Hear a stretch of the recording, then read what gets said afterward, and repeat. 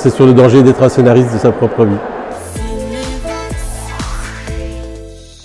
C'est une structure convergente entre S que j'ai essayé au début et après j'ai fait des structures divergentes, enfin j'ai fait des autres structures et celle-ci elle est pas mal parce qu'elle est à la fois complexe et à la fois simple et qu'à la fin elle converge toutes. Enfin, c'est un film qui est construit de la fin vers le début.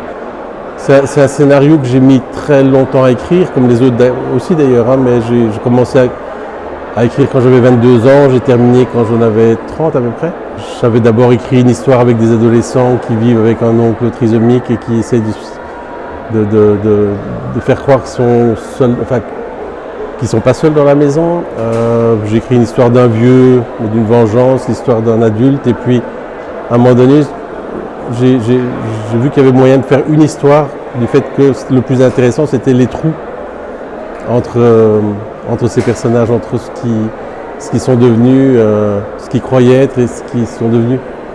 Il y avait cette belle phrase de Rimbaud qui disait quand il était marchand d'armes en Abyssinie et qu'il s'était fait amputer d'une jambe, il écrivait à sa sœur en disant « On devient plutôt ce qu'on pensait ne pas devenir, on fait ce qu'on pensait ne pas faire et on finit de la façon dont on pensait ne jamais finir, sans aucun espoir de compensation ». C'est aussi un personnage qui il reste toujours dans son histoire, il essaye de faire de sa vie une histoire et à cause de ça il passe à côté.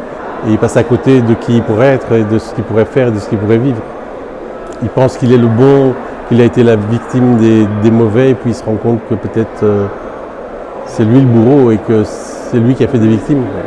J'ai l'impression que chaque film j'essaye de faire quelque chose de complètement différent et puis finalement il ressemble vachement à tous ceux qui ont précédé.